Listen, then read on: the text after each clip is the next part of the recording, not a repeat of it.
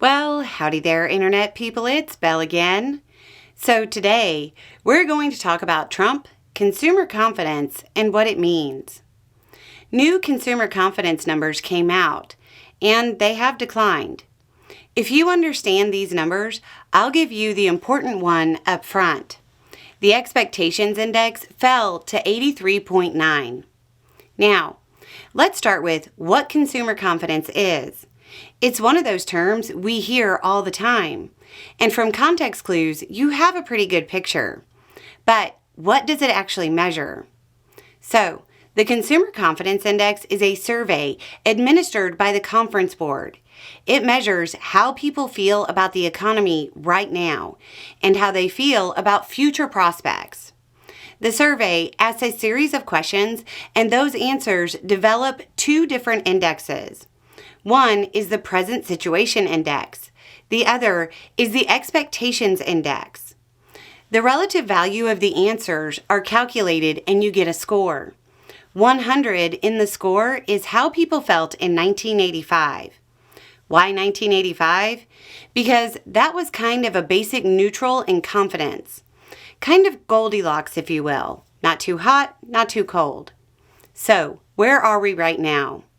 The overall Consumer Confidence Index declined to 104.1. Sure, it's down, but still kind of Goldilocks.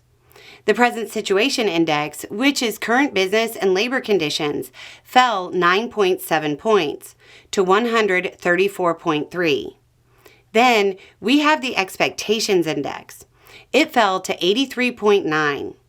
When that number drops below 80, it historically indicates a recession on the horizon.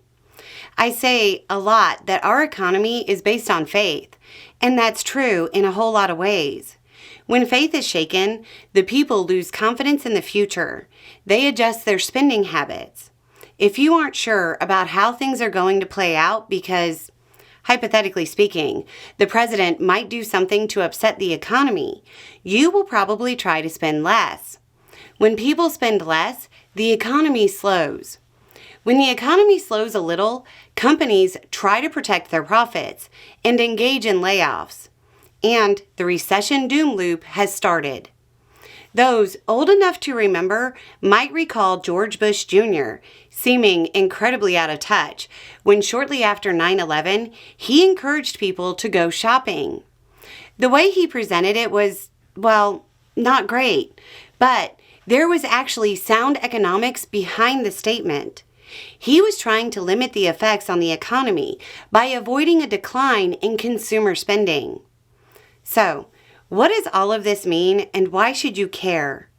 The more Trump promises to act like Oprah, handing out tariffs or engaging in other behavior that introduces uncertainty to the economy, the more people get nervous. If he crosses that threshold and shakes consumer confidence to the point where people slow spending or altogether end their discretionary spending, the economy will start to circle. The ability of Trump to enact his policies is going to hinge pretty heavily on how much the economy will take before it starts to decline and people stop spending. His inconsistent and dramatic approaches aren't helping him and might spur people to stop spending sooner. Anyway, it's just a thought. Y'all have a good day.